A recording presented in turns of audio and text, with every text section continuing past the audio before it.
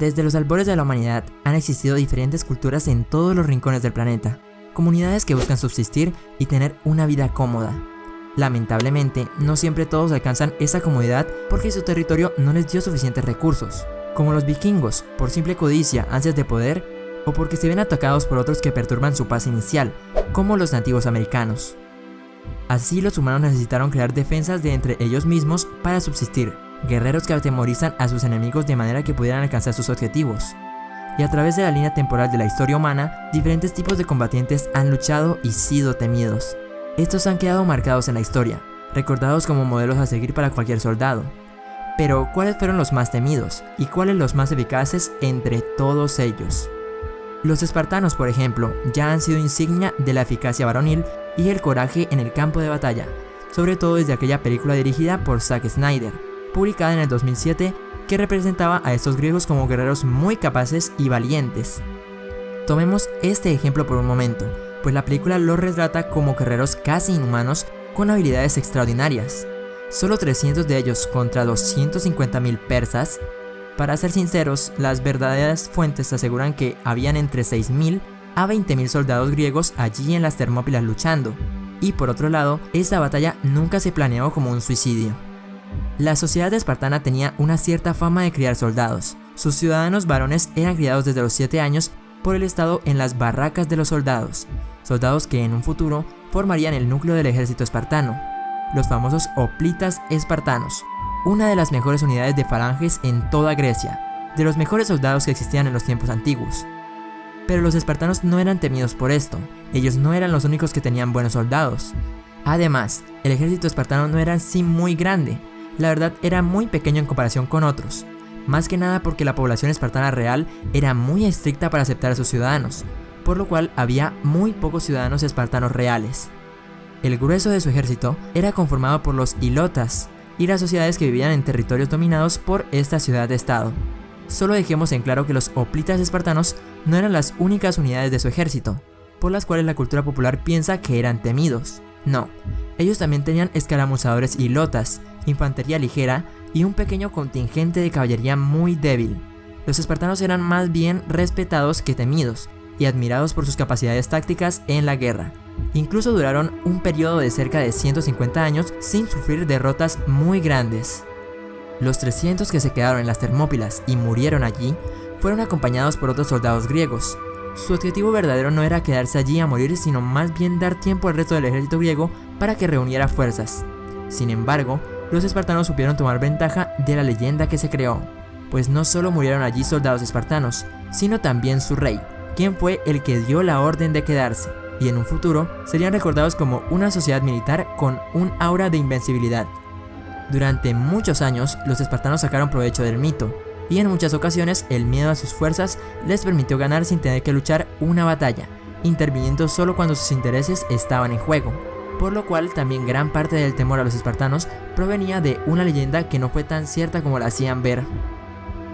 La invencibilidad de los espartanos acabaría en la batalla de Leuctra en el 371 a.C., cuando el ejército tebano con su temido batallón sagrado vencería a los hoplitas espartanos que había en el campo de batalla.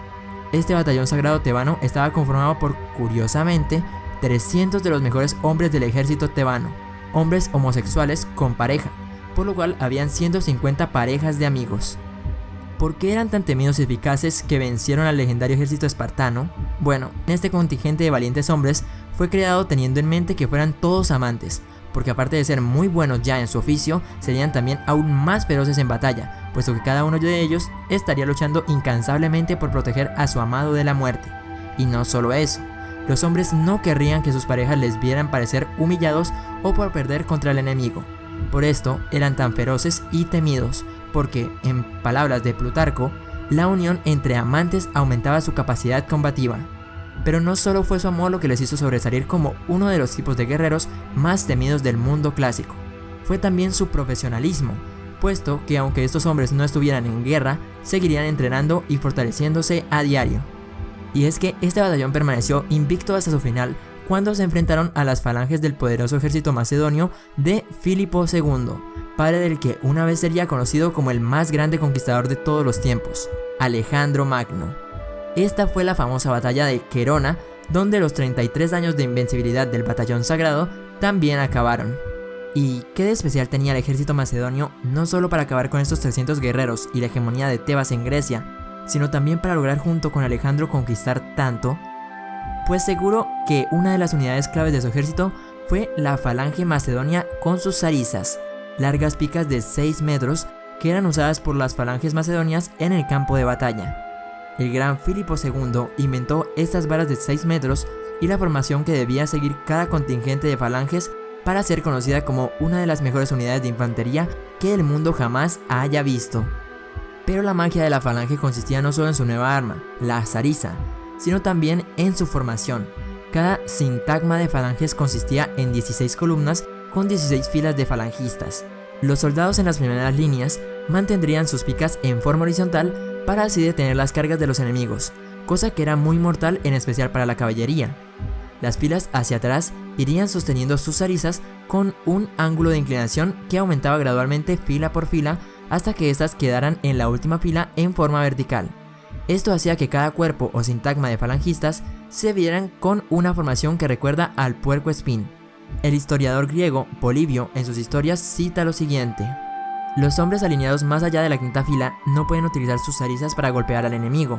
Esto es porque en lugar de bajarlas a la horizontal, las tienen con la punta al aire, pero inclinándolas hacia los hombros de los soldados que tienen delante de ellos, para proteger a toda la tropa contra las saetas que llegan sobre ella, pues todas estas astas puestas unas al lado de las otras paran los proyectiles. Así, la falange se convertía en un erizo invulnerable que esperaba el agotamiento del adversario para luego embestirlo y destrozarlo con su potencia de choque. Esta unidad resultaba invencible en la medida que destrozaba el orden de la batalla del enemigo, por regla general incapaz de acabar con aquel erizo de lanzas largas. Imagínate en el ejército contrario viendo aquel imponente erizo macedonio. Hay que mencionar también muy brevemente que cada sintagma de falanges contenía a varios líderes entre sus distintas filas y columnas que les ayudaban a ser muy ordenados y cambiar sus estrategias cuando fuera necesario. Con esto, las falanges macedonias dejaron un legado para el resto de su historia e inspiraron futuras unidades legendarias como lo serían los mercenarios piqueros suizos, pero de ellos hablaremos después. Por ahora, nos concentraremos en recordar que las temidas fuerzas macedonias, muchos años después de la muerte de Filipo y Alejandro, perderían ante las legiones romanas en la batalla de Pydna.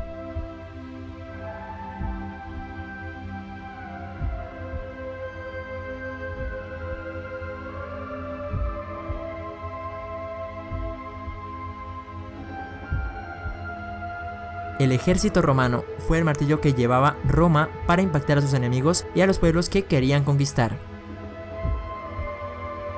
Su especialidad, o mejor dicho, la fe del ejército romano residía casi totalmente en su infantería.